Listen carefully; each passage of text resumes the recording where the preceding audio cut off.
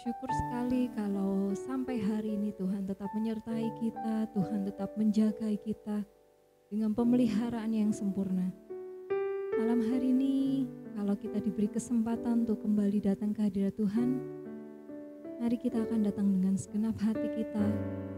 Kita akan nyatakan rasa syukur kita, dan kita akan berikan pujian penyembahan kita yang terbaik untuk menyenangkan hati Tuhan. Mari kita akan sama-sama teduhkan hati kita.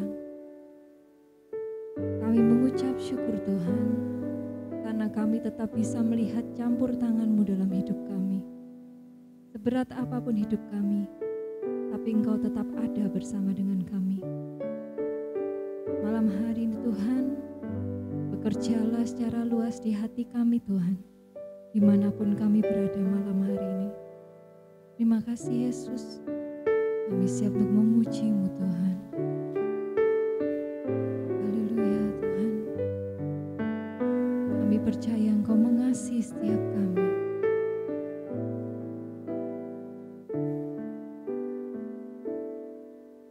Ya Yesus, aku percaya Kau mengasihiku.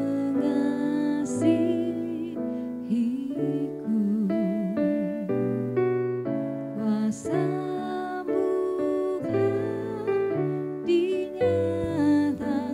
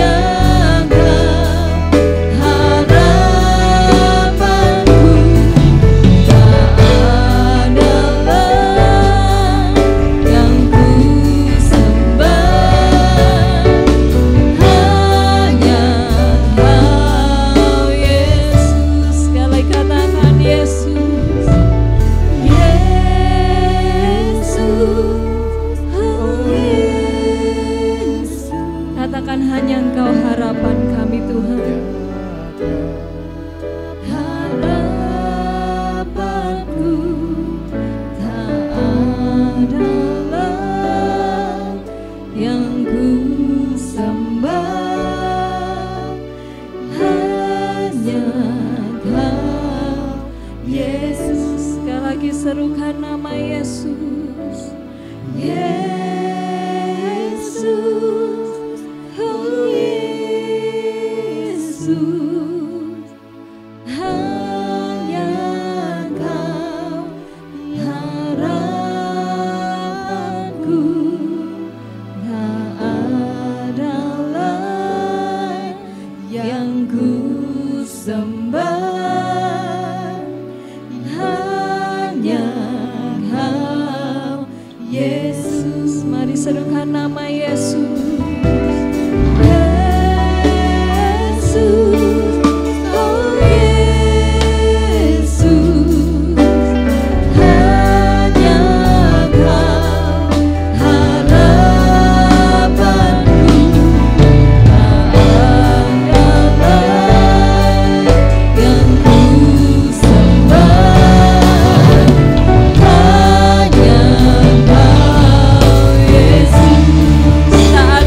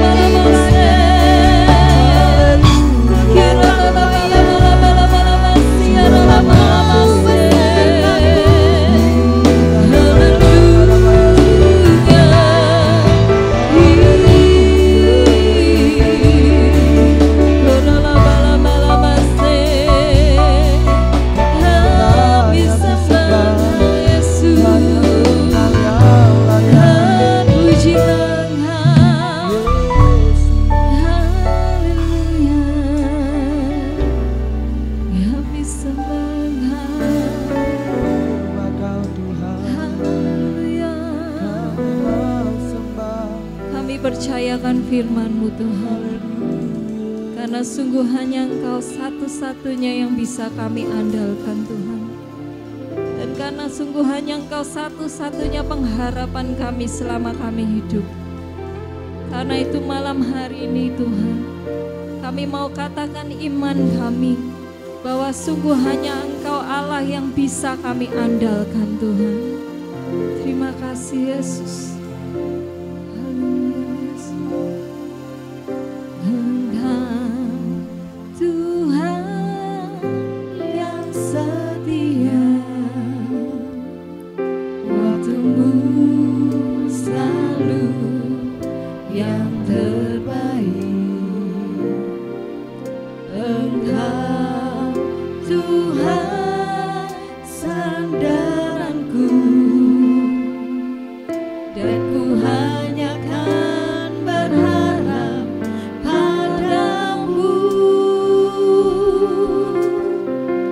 Satu-satunya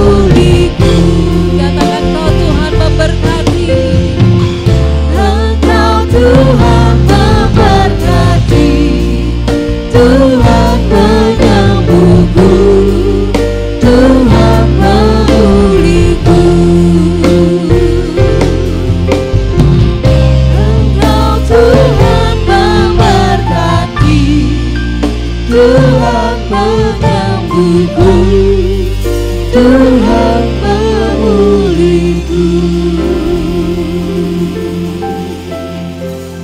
Kami mau siapkan hati kami Tuhan untuk menerima kebenaran firman. Biarlah Engkau sendiri yang beracara Tuhan di dalam hati kami, menyatakan isi hati-Mu dan rencana-Mu buat kami. Terima kasih Tuhan Yesus, kami sambut kebenaran firman-Mu di dalam nama Tuhan kami Yesus Kristus. Amin. Amin.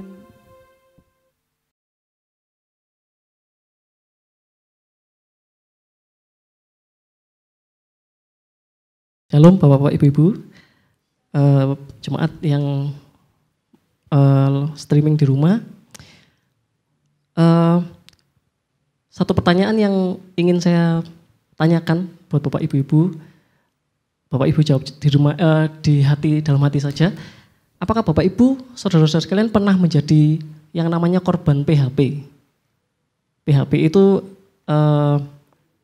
pemberi harapan palsu, dan itu istilah ini biasanya itu populer di kalangan anak muda gitu. Tetapi tidak jarang juga orang-orang dewasa, orang-orang tua yang menjadi korban PHP, pemberi harapan palsu. Banyak orang-orang yang memberikan janji-janji yang indah, tetapi tidak menepatinya.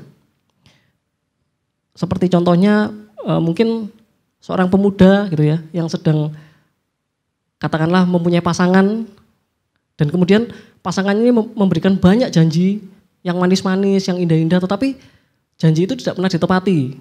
Atau seorang istri yang mendapat janji dari suaminya, hal-hal yang indah, tetapi tidak pernah ditepati oleh suaminya.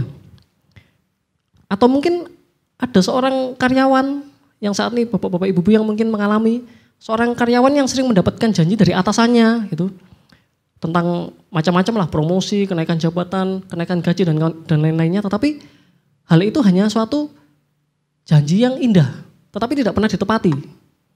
Mungkin kita semua pernah mengalami hal itu ya, pernah mengalami menjadi korban PHP namanya. Nah, bahkan tidak jarang anak Tuhan, ini yang cukup parah ya, anak Tuhan pun tidak jarang yang menganggap bahwa Tuhan itu sering memberikan PHP buat dia. Janji-janji yang, kayaknya Tuhan kasih janji ini ya, janjinya luar biasa, janjinya keren deh. Tapi kok sepertinya tidak pernah ditepati sama Tuhan. Sepertinya saya hanya jadi korban PHP dari Tuhan. Nah, padahal Bapak Ibu, janji Tuhan itu ya dan amin. Berbeda dengan janji-janji manusia. Tapi seringkali kita yang kurang tepat dalam menantikan jawaban dari janji Tuhan itu. Seringkali kita yang kurang tepat dalam menantikan pertolongan Tuhan. Nah, mari Bapak Ibu, saudara sekalian, di musim rohani yang baru ini, yang disampaikan oleh Pak Gembala ya, bahwa kita sedang memasuki musim rohani yang baru. Ayo kita sama-sama belajar bagaimana kita bergerak dalam rencana Tuhan. Dan kita mau dalam jalurnya Tuhan ketika kita menantikan pertolongan Tuhan, menantikan jawaban Tuhan, janji-janji Tuhan. Meskipun dalam hidup kita saat ini banyak masalah, banyak pergumulan, banyak hal yang kita doakan yang sedang kita menantikan jawaban dari Tuhan, tapi Tuhan belum kasih jawaban. Kita mau belajar malam hari ini. Bagaimana dalam musim rohani yang baru ini kita mau sama-sama bergerak dalam rencana Tuhan. Kita akan belajar dari seorang tokoh Alkitab yang pernah berada dalam situasi yang hampir sama dengan ini, yaitu seorang tokoh yang tentu Bapak Ibu sudah tahu, seorang tokoh yang bernama Abram. Di dalam Kejadian 12 ayat yang kedua, kita akan buka Kejadian 12 ayat yang kedua. Ini adalah janji Tuhan kepada Abram. Yang pertama, janji yang pertama kepada Abram. Kejadian 12 ayat yang kedua, demikian firman Tuhan. Aku akan membuat engkau menjadi bangsa yang besar dan memberkati engkau serta membuat namamu masyhur dan engkau akan menjadi berkat. Nah, ini suatu janji Tuhan yang bagi Abraham, saya percaya bagi Abraham waktu itu adalah suatu janji yang luar biasa. Tuhan berkata bahwa aku akan membuat engkau menjadi bangsa yang besar dan engkau akan menjadi berkat. Dan saya percaya ketika Abraham menerima janji ini, dia hatinya bersorak-sorai gitu ya. Wah, amin Tuhan, terima kasih Tuhan, janjimu ini dahsyat luar biasa gitu. Kemudian Tuhan memperbarui janjinya.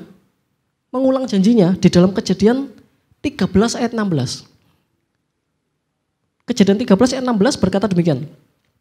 Dan aku akan menjadikan keturunanmu seperti debu tanah banyaknya, sehingga jika seandainya ada yang dapat menghitung debu tanah, keturunanmu pun akan dapat dihitung juga.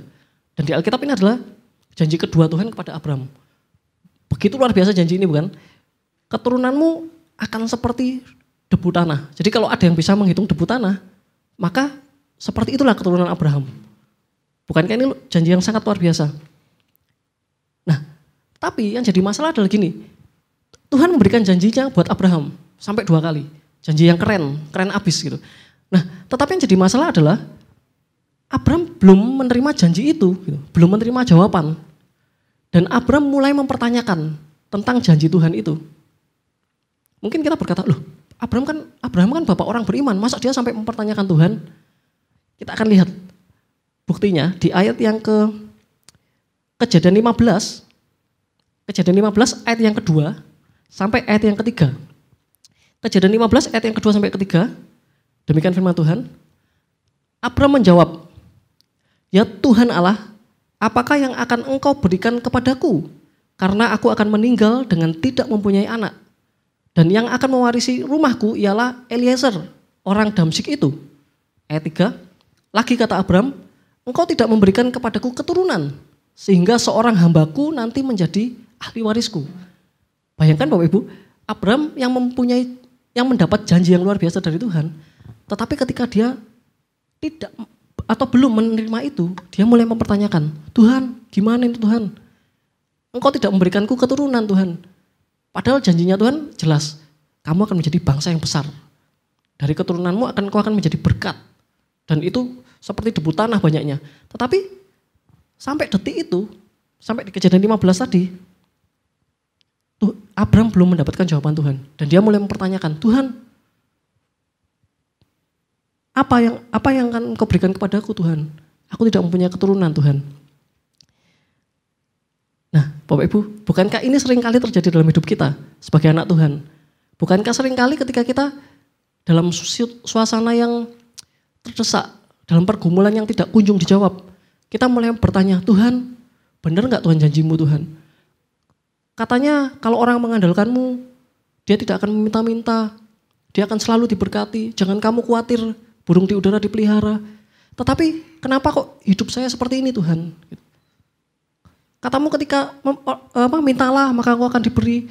Tuhan, saya sudah meminta kenaikan jabatan dari dulu Tuhan. Tetapi kenapa saya tidak naik-naik jabatan saya? Gitu. Mungkin kita meminta berkat yang lain, saya tidak tahu apa itu. Kita meminta berkat yang lain, yang masih jomblo mungkin. Tuhan, saya minta pasangan Tuhan, tetapi mengapa tidak pernah Engkau berikan Tuhan? Gitu. Mungkin yang keluarga yang sedang bertengkar, Tuhan saya ingin berdamai dengan suami saya ingin berdamai dengan istri saya, tetapi mengapa Engkau tidak pernah memberikan jawaban Tuhan? Mengapa tidak ada pertolongan? Mungkin kita dalam masa-masa seperti ini. Nah, apa yang harus kita lakukan di saat kita sedang menantikan pertolongan Tuhan? Seperti yang terjadi dalam kehidupan Abraham. Kita akan belajar dari firman Tuhan. Yang pertama, kita lihat di Kejadian 15 ayat yang ke-5 sampai yang ke-6. Kejadian 15 ayat yang ke-5 sampai yang ke-6. Mungkin Bapak Ibu sudah sering membaca firman Tuhan ini. Lalu Tuhan membawa Abram keluar serta berfirman, coba lihat ke langit, hitunglah bintang-bintang, jika engkau dapat menghitungnya. Maka firman-Nya kepadanya, demikianlah banyaknya nanti keturunanmu. Di sini Tuhan memberikan janji lagi. Dan di ayat 6, lalu percayalah Abram kepada Tuhan. Maka Tuhan memperhitungkan hal itu kepadanya sebagai kebenaran. Jadi ketika di ayat sebelumnya Abraham mulai bertanya-tanya kepada Tuhan, Tuhan, aku tidak punya keturunan Tuhan. Tetapi ketika Tuhan memperbarui janjinya, Tuhan bilang, lihatlah bintang-bintang itu. Keturunanmu nanti seperti itu. Yang dilakukan Abraham ada apa? Lalu Abraham percaya kepada Tuhan. Dan Tuhan memperhitungkan sebagai kebenaran. Jadi Bapak Ibu, yang pertama, ketika kita sedang menantikan jawaban Tuhan, pertolongan Tuhan, tetap percaya. Itu yang pertama harus kita lakukan. Jangan biarkan perasaan kecewa, perasaan di PHP itu berkembang dalam hidup kita. Karena percayalah bahwa Tuhan itu tidak pernah mem-PHP kita. Gitu. Janji Tuhan itu ya dan amin. Tuhan akan memelihara umatnya dan itu akan dilakukannya. Jadi yang pertama Bapak Ibu, tetap percaya dalam kondisi apapun yang sedang kita alami saat ini.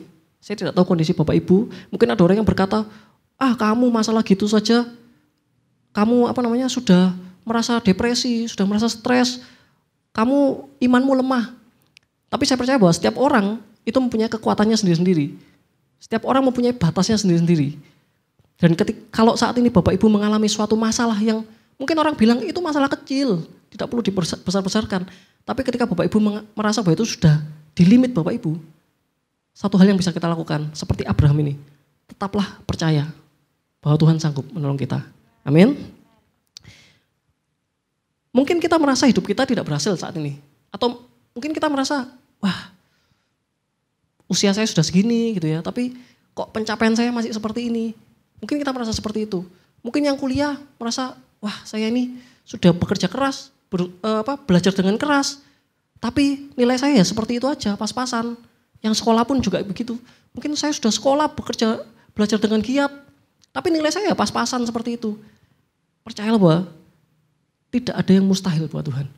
Meskipun sepertinya itu mustahil, tidak ada jalan keluar yang Bapak Ibu alami saat ini, tapi Tuhan sanggup menolong kita.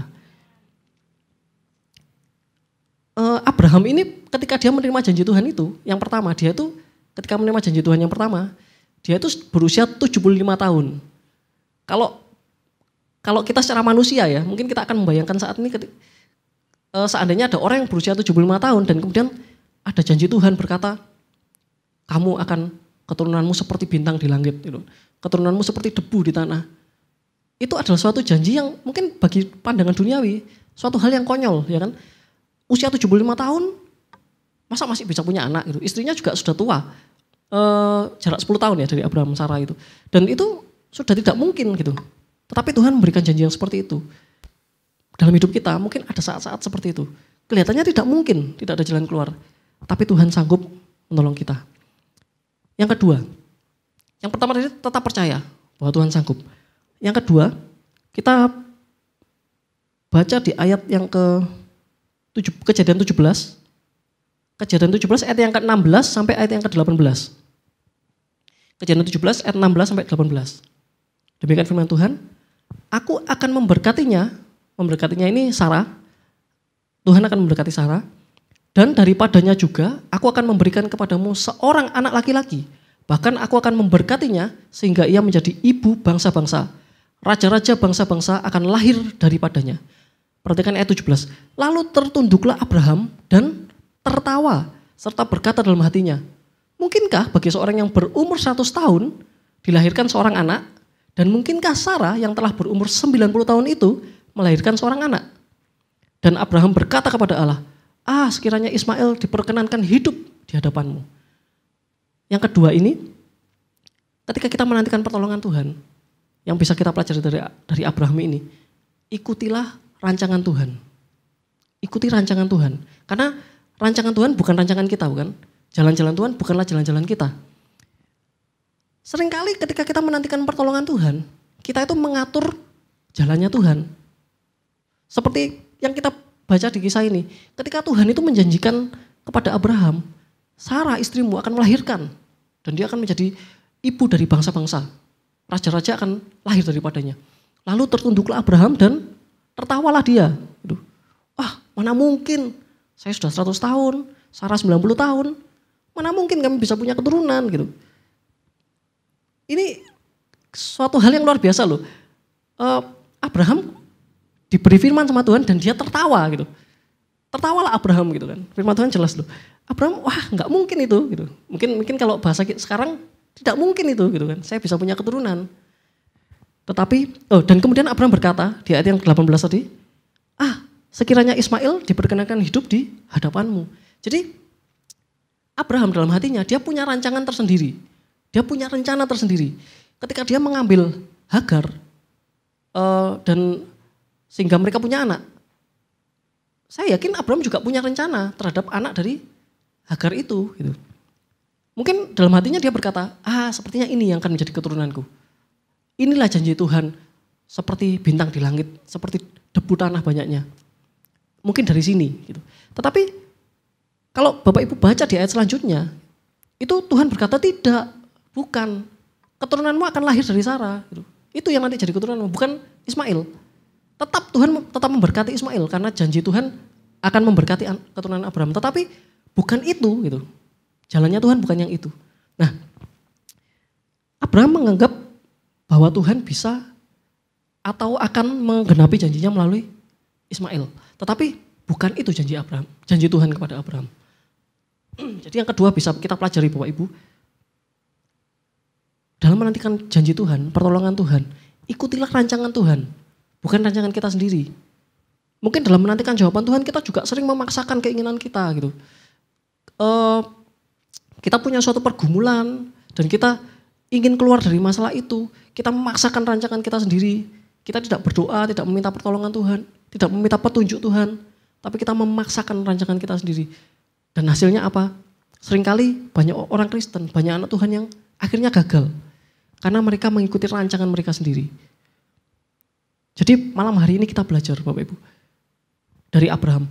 Meskipun kelihatannya hal itu mustahil saat ini. Kelihatannya kehidupan kita saat ini sedang dalam jalan buntu. Yang pertama yang bisa kita lakukan adalah kita harus tetap percaya. Seperti Abraham. Meskipun kelihatannya dia tidak mungkin dalam usianya yang seperti itu. Kelihatannya jalan buntu di depannya. Tetapi Abraham tetap percaya. Dan yang kedua, ikutilah rancangan Tuhan. Karena rancangan Tuhan itu yang terindah buat kita. Lebih indah dari apapun. Amin. Malam hari ini kita belajar dari Abraham dan kita akan menyanyikan pujian. Kita akan berkata dalam hati kita, dengan suara kita, di rumah masing-masing. Ya Yesus, aku percaya bahwa Engkau sanggup Tuhan untuk menolongku. Engkau sanggup untuk memberkatiku Tuhan. Bapak Ibu diberkati dengan kebenaran firman Tuhan. Amin. Mari kita sekali lagi saya ingatkan kita tidak hanya menjadi pendengar tapi menjadi pelaku firman. Dan kita tanamkan firman itu sungguh-sungguh biar menjadi firman yang hidup dalam hidup kita. Untuk Bapak Ibu yang ingin bekerja secara aktif untuk operasional gereja bisa memberikan persembahan Bapak Ibu sesuai di nomor rekening yang tertera nanti di layar Bapak Ibu. Dan mari kita sama-sama mendukung pelayanan di tempat ini sehingga bisa tetap bekerja, bisa tetap mempermuliakan nama Tuhan melalui pelayanan di tempat ini. Haleluya. Kami sungguh bersyukur kepadamu Tuhan pada malam hari ini. Kami boleh dikuatkan oleh karena kebenaran firman-Mu. Kami boleh masuk dalam hadirat-Mu untuk memuji menyembah Engkau ya Tuhan. Sebab kami tahu ketika kami dekat dengan Engkau Tuhan, itulah sumber kekuatan kami yang sesungguhnya Tuhan. Malam ini kami berdoa Tuhan, biarlah Bapa kami angkat tangan kami bersama-sama. Biarlah berkat rahmat Tuhan akan dilimpahkan atas rumah tanggamu, atas suami, istri, anak-anakmu, kedua orang tuamu, kedua mertuamu, bahkan Tuhan orang-orang yang ada tinggal dalam rumah tanggamu. Diberkatilah pekerjaanmu, diberkatilah bakul adonanmu, diberkati kesehatanmu, dan diberkatilah Tuhan keluar masuk oleh Tuhan. Dan biarlah hari ini kasih sayang dan damai dengan Tuhan kita Yesus Kristus, penghiburan kekuatan Roh Kudus menyertai semuanya, mulai malam hari ini sampai merata. Tuhan datang kali yang kedua. Mari yang percaya sama-sama katakan amin. Selamat berjumpa hari Minggu mendatang. Tuhan berkati.